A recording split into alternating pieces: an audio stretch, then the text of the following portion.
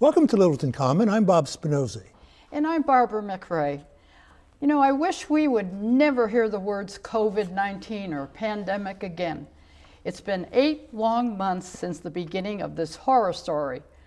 Of course, this old country has been through some other horror stories over the past years, and it has survived.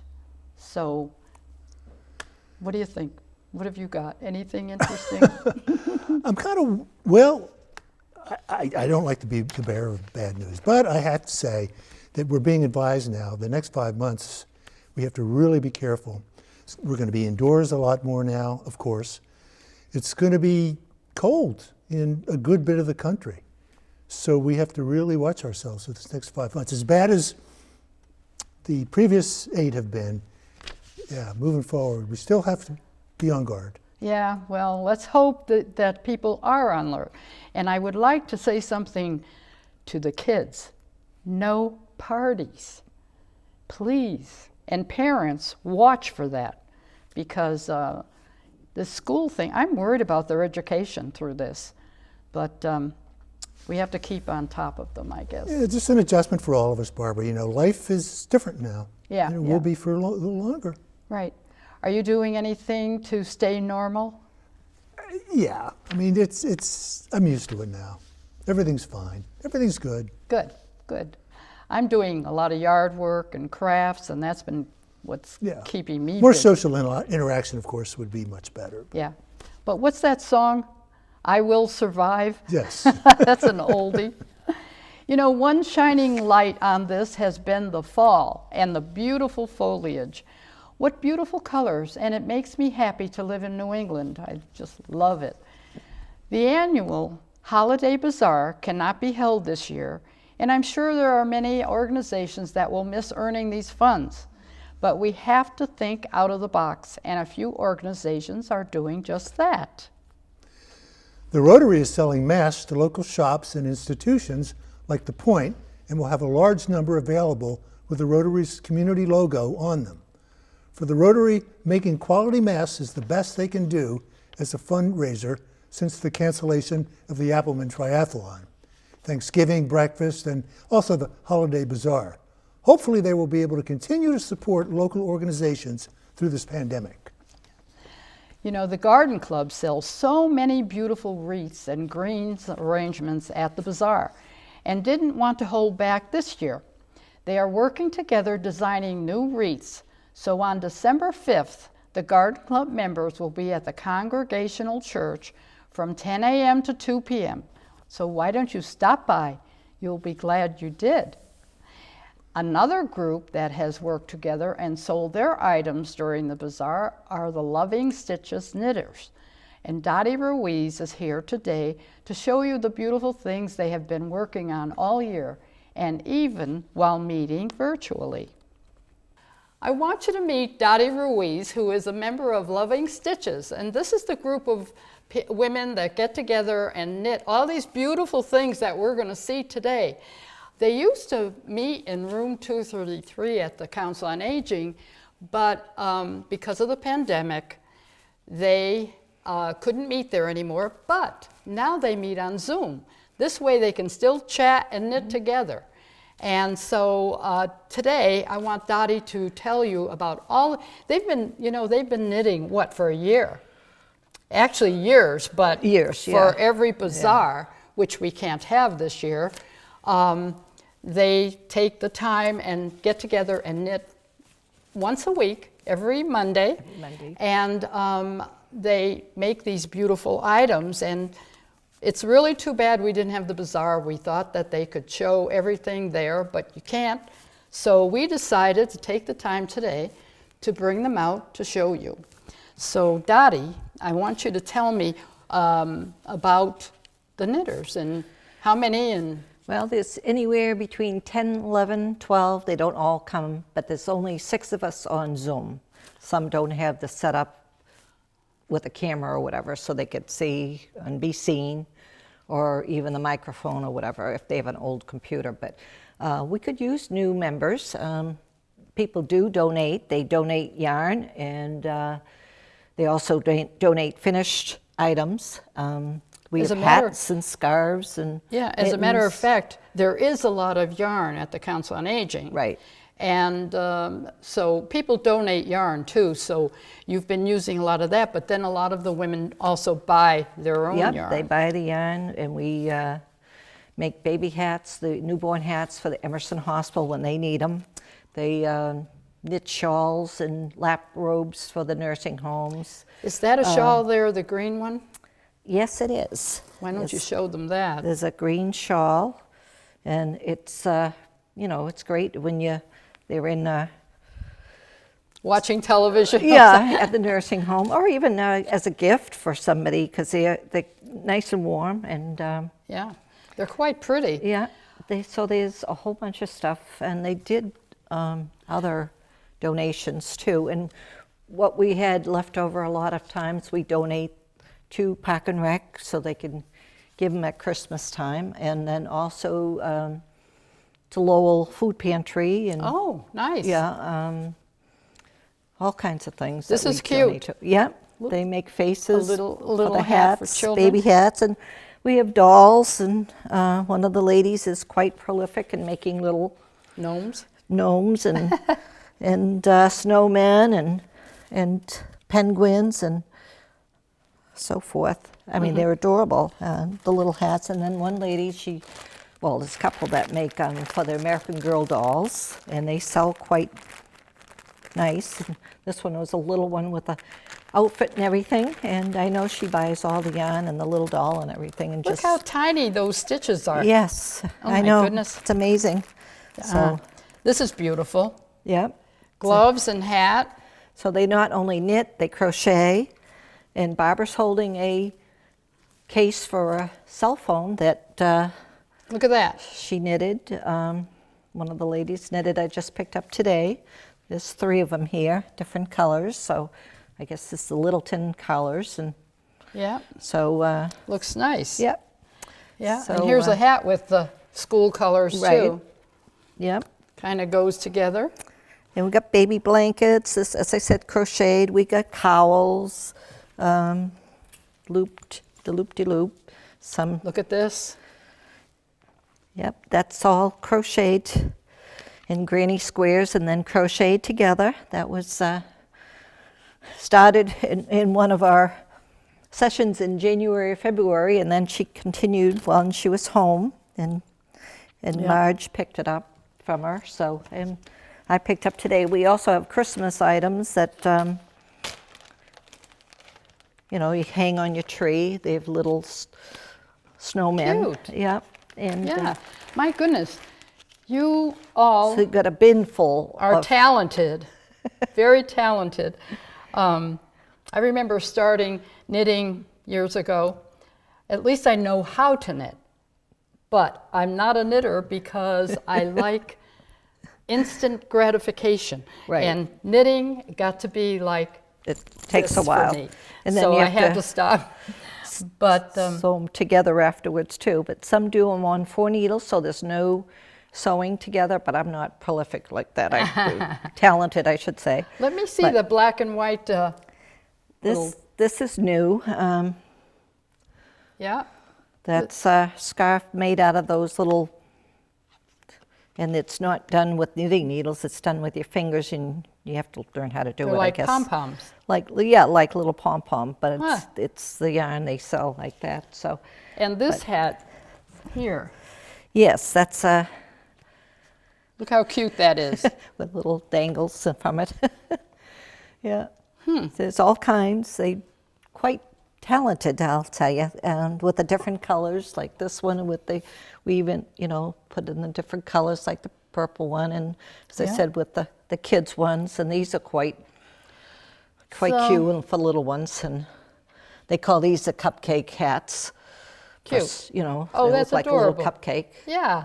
so. So anyway, what if I want to get something? Well, at this time, unless you know somebody that's in the knitting group or whatever, I don't think it's possible. We have to hang on to them until we have a Christmas fair, unless the COA is willing to give out a name. but it's all stored here in room 233, so we wouldn't, unless we have stuff at home already that haven't brought in, which is, happens. Well, maybe next year we'll be able to have a bazaar. Yeah. And you can bring out, my goodness, you'll have twice as much as this. Yeah, and we have another small bin full of stuff too. It's a smaller one, but this one's huge. And Well, we even I have wish we had time to show every single know. little piece.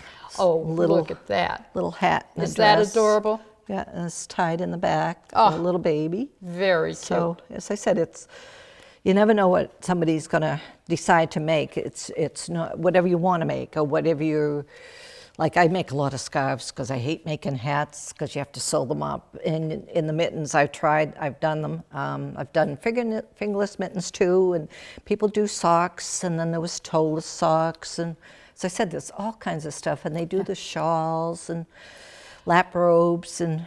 Well, you've got quite a collection, and Yep. I'm confident that it'll be extra large too pretty soon.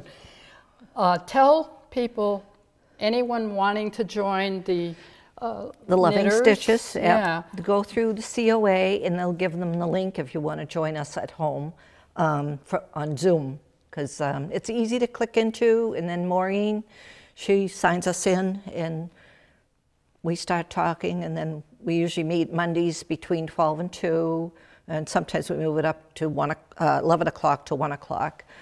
We have lunch.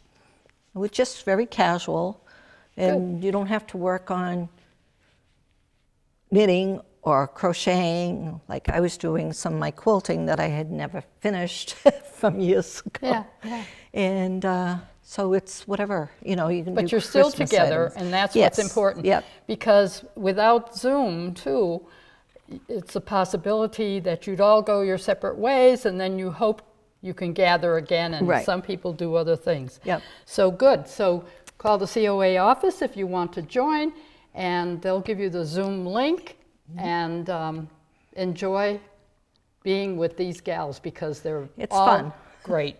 It's fun. We have laughs and stuff, and so Good. it makes it fun. Good. You can tell your stories there. So I hope you've enjoyed seeing the knitted goods, because we wanted to show it. Yeah. We wanted to show you how beautiful they are. I think he's and cute. all the work that these women do. So, and I say women, but if men knit, they can join They too. sure could. Sure. Yeah. And a lot Yeah. of them do now. Yeah. So anyway, thanks for joining us, and maybe you'll meet up with Dottie. Could be someday when we all get together again. Now and then, someone will ask about the Friends of the COA and their purpose.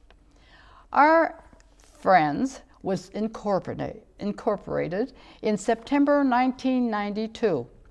Because of the COA bylaw, they cannot solicit money or fundraise the way the Friends do. Any money the COA receives from gifts or donations must go to a specific fund maintained by the town accountant. The Friends is a nonprofit, private organization and fundraiser. Donations to the Friends goes into our bank account and is used for the seniors of Littleton, such as requests made for seniors in need, fuel assistance, medical equipment for the blood pressure clinic, clothing from the thrift shop when it was open, food gift cards, shares from Springdale Farm, and much, much more. Through our monthly theme luncheons and other similar programs, our goal is to have the senior citizens play an active role in our community with numerous and diverse social events and functions, and to enjoy meeting friends and making new ones. We are very fortunate to have a group of people who volunteer their time and talents to help the COA and Friends carry out their missions. This month, the Friends of the COA are happy to host a luncheon for our seniors. We are unable to use the multi-purpose room at Shattuck Street during COVID, so Littleton's Il Forno restaurant has agreed to cater a grab-and-go lunch for us. The date is November 17th. with pickup at Il Forno from 11 a.m. to 2 p.m. Now our limit is 75 people, but you have to call the COA office at 540-2470 for your reservation. Please leave your name and phone number, and if you need home delivery, please say so when registering. It's going to be a Thanksgiving meal a little early because you know Thanksgiving is actually November 26th. But this is a free Thanksgiving-style meal with turkey, potatoes, vegetable, gravy, cranberry sauce, and stuffing, so enjoy. And I guess that grab and go will be the way to go for a while. And maybe FaceTime will become a popular way to dine with a friend or two. So now, Thanksgiving is coming up later this month. We're not going to have our traditional dinners, are we now? No, and we usually have a big family dinner. Yeah. Well, maybe I don't have to cook as much. Well, when Alan was in the service and he was overseas, you had some Thanksgivings with him at home. Big deal. Because so there was an adjustment there too. Yeah, well, we invited the Italians' neighbors to come in for Thanksgiving meal, and they never had one like that. And they really enjoyed it. Yeah. Yeah. They didn't bring their rigatoni and sausage with them, though, did they? Nope. They ate our turkey and all the stuffing and everything to go with it. And, this I remember that. And again, we all have to be careful during the holidays. But yeah, we know now that, it's like all alone. Yeah. But that's okay. Yeah. It'll maybe be over soon. Well, later in the show, I will sit with Elder and Human Services Director Ashley Shaheen. And Ashley will be here to give us an update on what is happening during the next few months at EHS. I wonder if there's any news on space for COA. But talking about space, Bob, is there any news on the progress of the new library? And all we have to do is look out back here and we can see that it's being made. Now, many of you came to vote last month or to drop something off at town offices, and you got a glimpse of the construction going on at the site of our new library. Let's get a much better idea on the library's progress from Library Director Sam Alvarez, who's with me right now. So Sam, thank you very much for being with me today. No problem. I'm glad to be here. Okay, now we all want to know an update on the construction right now. The new library, if you could give us that, and also, does it sound like their end date is close to what they originally estimated? Yeah, so the new library is going strong. We started back in June. Right now they've laid the foundation, they've installed the underground pipes, all the underground cables, and the steel was delivered this week, so they plan to start putting up the steel. And we'll probably have some sort of topping off ceremony in the next few weeks. Wow. Where we'll invite patrons to, the population to, we're going to paint the top steel beam white and people can sign it. And then it'll be a part of the new library for, ever, hopefully. And so that'll be in a few weeks. And we hope to have that done by either Thanksgiving or early December. And right now, everything's going well. As long as nothing changes as far as COVID goes in the next few weeks or the next few months, we plan to complete construction by September of 2021. And then it'll take a couple of months, or well, maybe not a couple of months, but some time for us to move from the old library into the new library. Okay, so it sounds like they're still confident that Yeah. September or so will be the end date. Right. Now, it's been a while since we spoke a couple of months at least before the COVID started, and you were giving me an idea of what the new library was going to look like. Mm-hmm. So could you refresh our memory and just give us an idea again of what the new library is going to look like? Sure. So it'll be a brand new library, 24,000 square feet, located on the slope behind Town Hall, behind the tennis courts. It'll be a brand new building, large open space, tall ceilings. When you come in, there'll be large windows that lead out so you can look out into the woods behind the new library. It'll be 2 floors with adult fiction and adult nonfiction on the main floor, and then the children's department, the young adults department, the large meeting room will be downstairs. We'll have a much larger meeting room with that can fit about 120 people, and LCTV will be part of that, so they'll be able to videotape meetings, or if any town committees want to use the room, we'll be more than happy to let them use them. There will be more conference rooms, more small study rooms, so that patrons can use it for tutoring, for studying, offices away from home, that sort of thing. You mentioned some kind of an area outdoors where you might hold Yeah. different events, concerts and things. Right. So there'll also be a patio, and we hope to hold different events out there. Maybe a concert, maybe something to do with nature.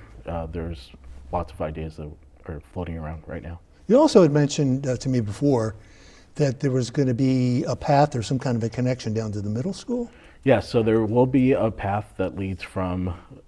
So it's basically the path that's there now, except it'll be widened a little, and it'll connect the the new library to the path that leads out to the middle So school. those kids will have direct access. Right, exactly. Sure. Yeah, and they can come in through that patio if they want, and then the children's room and the young adult room are right there on that floor, so they'll be able to come in.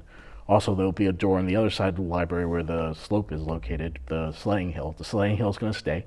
So when winter comes, kids can slide down the hill and then come into the library and do whatever they want. I'm excited. I mean, a lot of people in town are excited. The few times now that I do come to the back parking lot, I do see people coming to look and take pictures and just get an update themselves as to what's going on. I still use the library, and I love it. Great. I'm there 2 or 3 times a week picking up a book, or they're allowing me to look at the Boston Globe, the Wall Street Journal, a couple of other newspapers. Is that working out well for you, the way you have it set up, where we're not allowed in, but we do, they come out to meet us, to hand us the books and whatever else we're picking up? And also, how are they all doing? Sure. So we are doing curbside right now. The curbside is going really well. It's, the staff is doing great. We were all a little worried about coming back, like everybody was, but we're all doing really well, and we are. It's actually brought us a lot closer in a way, because we have a lot of time to just talk with each other, and and it's so it's been really good. They were already close before, but I think it brought them closer, and we are looking at letting people in soon in the next few weeks, so everyone should start looking out for that. We're going to let people in for browsing by appointment, limited hours, a few days a week. I sent out a survey recently online and asked patrons, what did they want, and a lot of people said they wanted to start coming back into the library themselves. They thought the services we're offering were great, but they miss coming in, looking at the shelves themselves, talking to the staff, that sort of thing. So we're going to do it in a very safe way, a controlled way. But we hope to do that soon, within the next month or so. Okay, so we're in the beginning of November now, so Right. before the new year is over, at least. Right. It sounds like. Yeah, as long as nothing changes in the world. Correct, But, yeah. Yeah. Which can happen at a heartbeat. As we learned. Yeah. Okay, can we do this again in 2-3 months? Yeah, sure. I'd love Get a to. better update and Yeah. find out what that new progress will be. Yeah, great. That'd be awesome. I'd love to. Okay, Thank you. Sam. Thank Thanks you. so much. Thank you. Bob, I saw this article from 1957 copy of the Beacon newspaper and thought it was interesting, and I wanted to share it. Did you know that Littleton has one of the most attractive town seals in the state? It belongs totally to Littleton, and each part was designed with an underlying meaning of historical significance.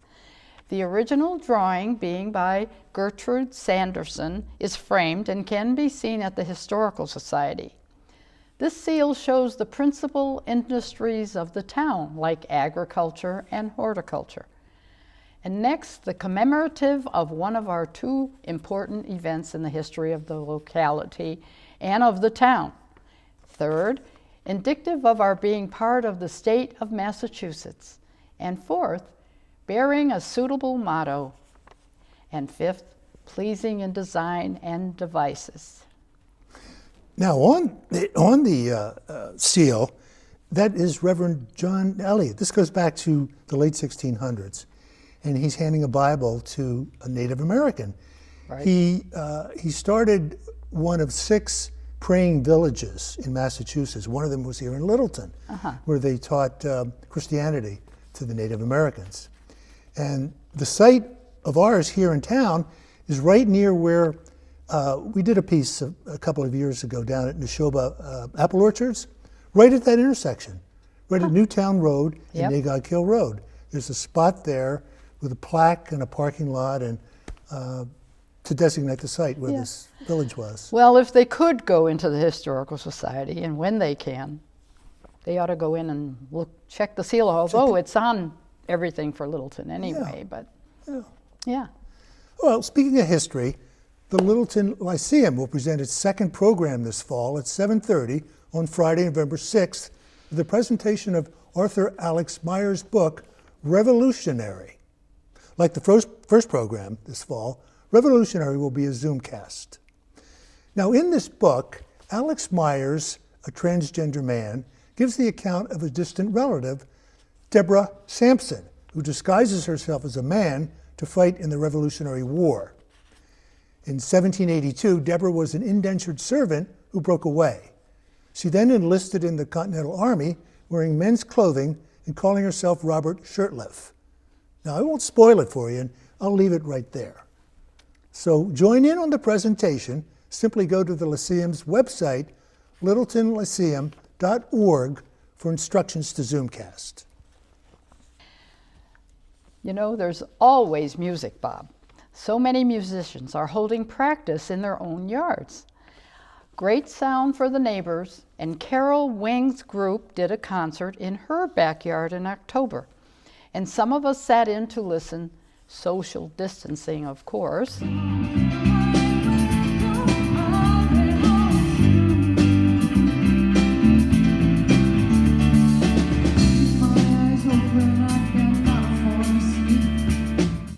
And a neighbor of mine holds his musical interludes in his yard, and we listen from ours. I'm sure many more musicians are doing the same. Craft class, like the energizing bunny, keeps on going. Of course, the newest way to do things is by grab and go, or at least until it is safe to use the multi-purpose room. In November, the craft is decorating gourds with dried flowers and weeds, complemented by silk flowers and leaves. Thanks to Springdale Farm for the gourds. The free class is Wednesday, November 18th from 1 to 3 p.m. and supplies will be provided and given out at the Townhouse, Shattuck Street patio. And please call 540-2470 to register. Need new recipes or want to share yours? Join Sue Raymond for a virtual recipe swap on Thursday, November 19th at 10 a.m. This is just in time for the holiday dinner. Get your Zoom information by calling 978-540-2470 and share the recipe your family enjoys. You know, how many people can be on Zoom at once? I'm not sure. Today, Ashley Shaheen is here, and she's the Director of Elder and Human Services. Ashley, I'm sure that it's been a challenge getting settled into your position here in Littleton, and now you're trying to think of new things to do to keep things in a semi-normal way. Mm-hmm. So how about giving us a little, give us some information about yourself first. Okay. Happy to. Okay. Let's see. I started my interest in elder services when I was in college. I went to Merrimack College, and in my final year, I really realized that I was interested in community engagement and community organizing, so I decided to apply for a fellowship program. And the program was a master's in education with the focus being on community engagement and organizing. And I was matched with a site the North Shore Community Development Coalition, and I did a lot of event planning and survey creation, door knocking, just to get the word out about the services that the coalition provided. And through that, I realized that I wanted to really be in senior services, senior centers specifically, and program events with more frequency.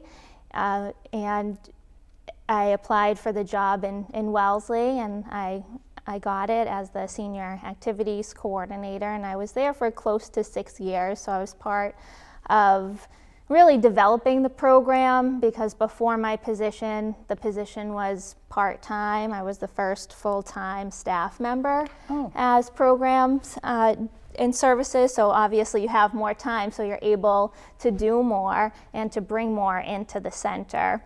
And at that point, we were functioning out of a community center, and I was part of the senior center process and the movement from there into the senior center. And Super. it was beautiful. What a beautiful moment for the community. Yeah. And it was a real highlight to me just to see all of the services and the increase of participation. We had a real increase of new people and new users and a lot of younger folks as well taking part. Maybe, excuse me for interrupting. Oh, sure. But maybe you're good luck for us. I hope I'm good luck. I don't want to bring any bad luck right now, especially during COVID-19. You mentioned those two words that mean so much, and it sounded good, so maybe you're good luck for us. I hope so. I hope so. too. And then after Wellesley, I applied for a job as the Assistant Director of Senior Services in Hawkinton. I was there for a year and a few months, and then I saw this position available, and I wanted to just grow professionally and expand my knowledge in the services arena. So I applied, and wow, it was quite the process. Everything is remote now in nature, so I had a few interviews through Zoom, and then the final interview in person with the board, and it's just been quite the journey through transition. And there's more to go yet. There is. Every single day I'm learning about the department and just the breadth and scope of services that's provided on a day-to-day basis. It's truly amazing, and I feel so fortunate to have a great team, and they've helped me thus far. I started early August, so they've been instrumental in getting me acclimated to what we're doing currently and how the department has continued to function throughout the pandemic. Good. I think I also heard you mention time with your grandparents and your parents, and that's an important thing for somebody like me who always, was very close to my grandparents and my mother, and wanted my mother, to have a place to go and do things and everything. And when you said something about your grandparents, I said, okay, maybe she knows us people, us old people. And I think that's important to understand and listen and, know how we feel. I used to say they, but now it's we, we elders. I just feel lucky to have a supportive family and feel thankful that my maternal grandparents are still living and they're doing incredibly well health-wise.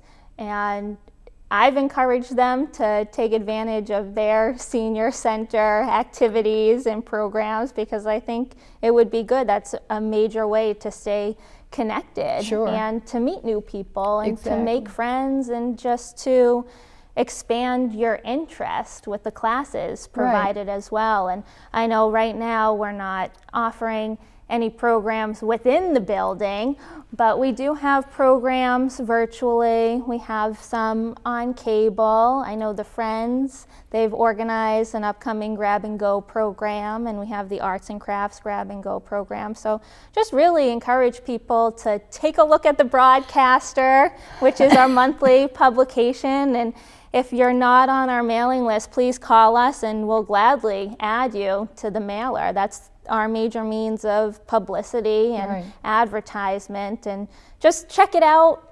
And I think most importantly too is if we don't have anything that really speaks to you, let us know.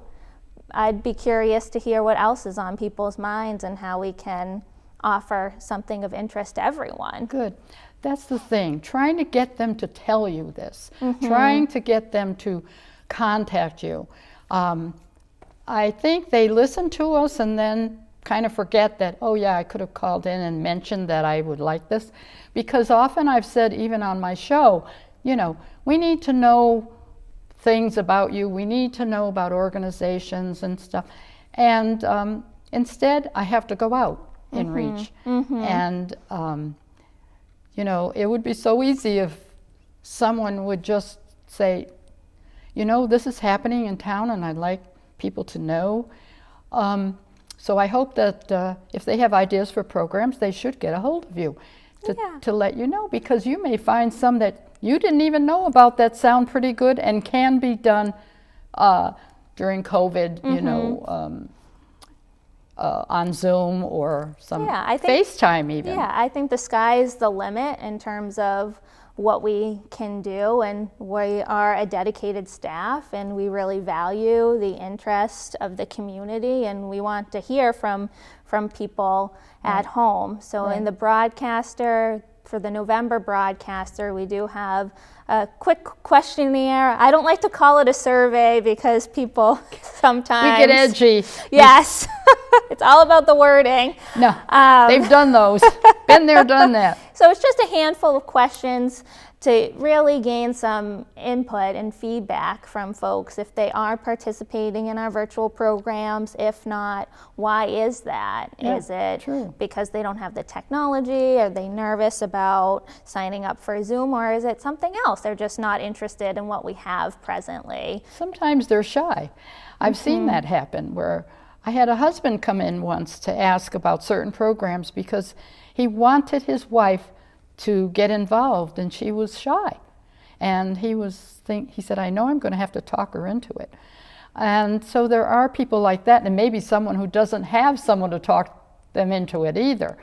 But, you know, and then some seniors rather be alone, I guess, but too bad. Too bad. I hate to hear that. I really do. Especially now, it's so isolating. And if people are feeling that way, please reach out and call us, connect with us. Right. And I was reading an article the other day. They said even 15 minutes chatting with someone helps. So pick up the phone and call someone, call a friend, call a relative, call us. There's a lot of community support within the town. Sure, churches too. Yeah. You know, they do things. But I feel that I'm going to say Elder and Human Services, but I want to add the /COA. Sure. Are very important to people. And you know, another thing, you did mention once about having the broadcaster sent to the whole town. And it's really, we've done that a couple of times, but it's a good idea because of, say for instance, you know, before I was ready for the Council on Aging, I joined because of my mother. Okay, but I joined to volunteer.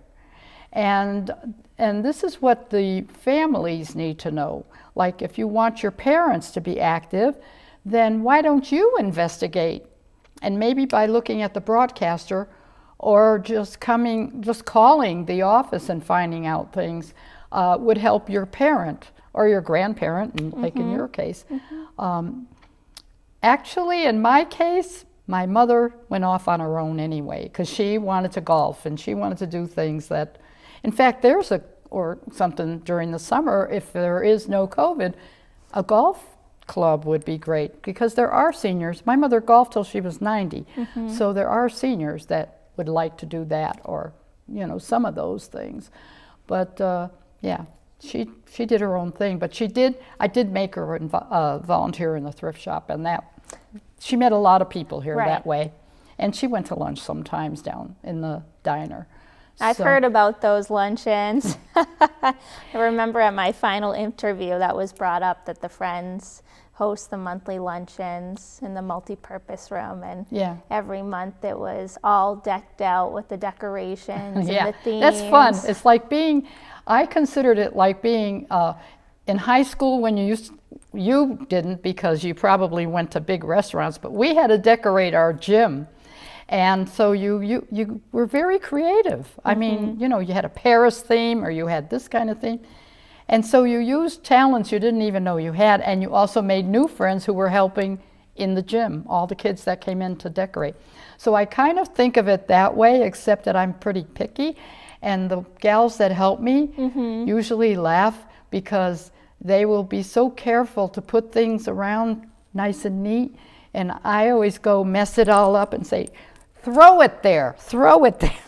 And so they've learned that. That's how we decorate it, throw it there. Yeah. But it was fun, and I'm hoping they continue that when the time comes. Right. But right now, we're doing the lunches at restaurants, and the seniors can come to the restaurant, pick it up.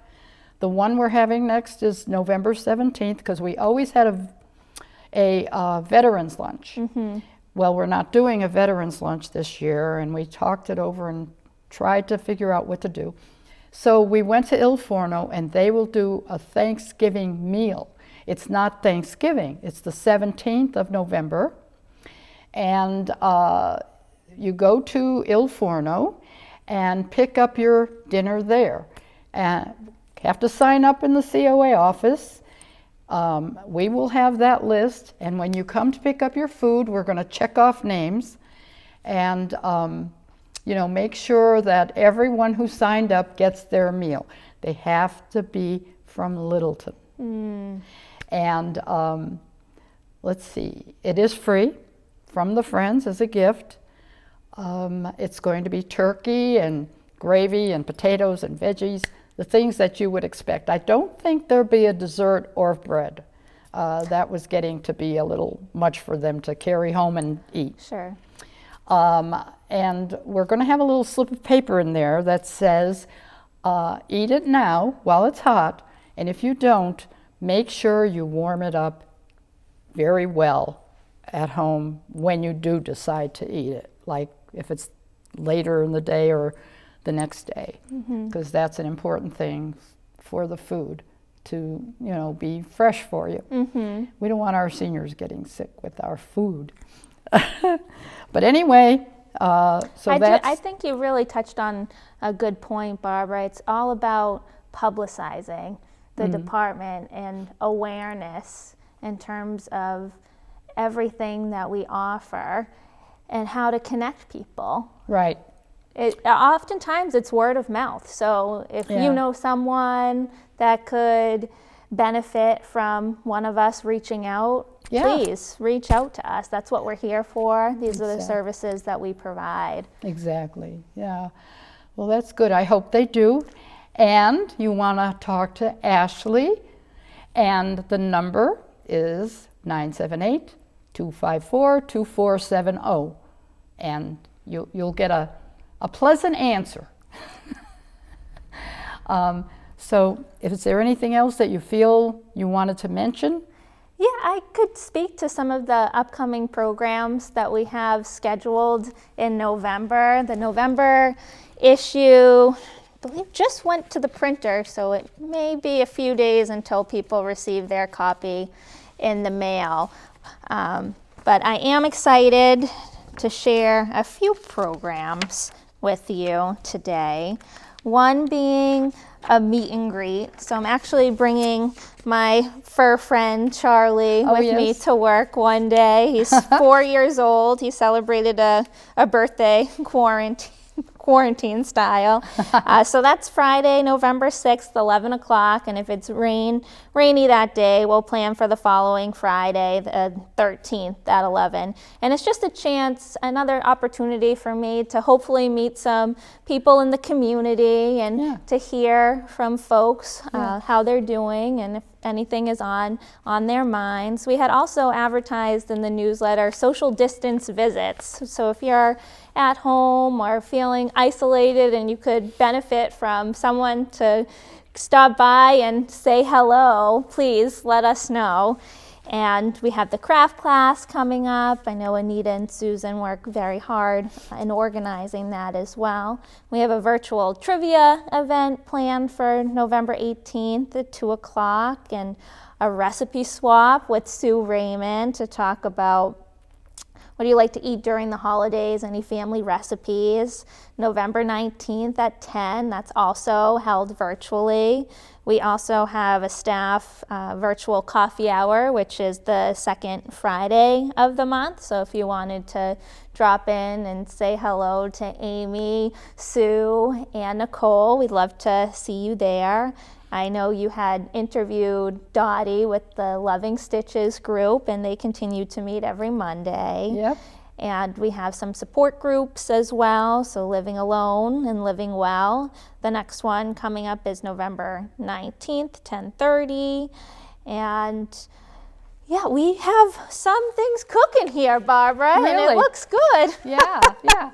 I think some people do have to get used to Zoom. Yeah. And we had, at one of our meetings, we had Sharon Corbin is in Canada. She came in FaceTime because she couldn't get the Zoom in there.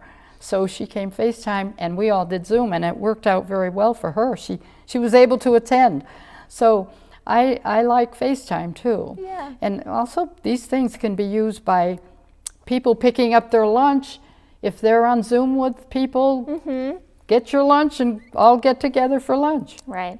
I think the most important thing is to really stay connected in whatever way you can. Yeah. it's Whether it important. be calling someone or participating virtually or watching cable Yeah. television. Yeah. I know our line dancing instructor, Carrie, she has her videos on cable so people can dance Right. at home. I've seen it. Have you taken the class? This is the only time that I would be able to do line dancing because I tried it with the class, and I am not someone who can't dance, but I kept tripping over myself. So at home I can trip and nobody will notice. My husband notices if I fall down, though. Oh, well, maybe he'll join you one time. But So- I really think, too, with all of this that's happening right now, it's really changing how Right. the network is viewing programs. So Right. once we are able to welcome programs back, if people feel comfortable, that's another thing, coming back, it most likely will be hybrid. So people could participate potentially in person, but for those who may not feel comfortable yet, they could also watch Yeah, good. through Zoom and to be part of it. We Yeah. don't want to leave anyone out.